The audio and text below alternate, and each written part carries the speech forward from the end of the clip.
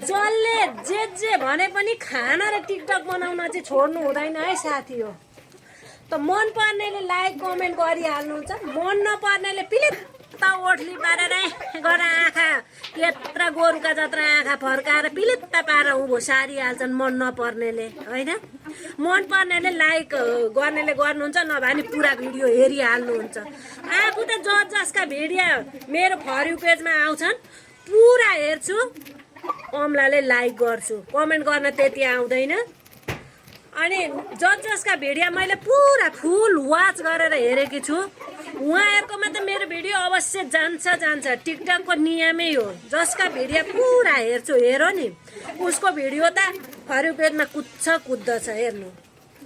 अनि रिस गर्नेलाई रिस गरिरहन् न, रिस गर्नै दिनुपर्छ होइन। मन पर्नेले लाइक गर्नुपर्छ, पुरा हेर्नुपर्छ। जिन्दगी मरिजाने चोला जे होला पो रहेछ माथि।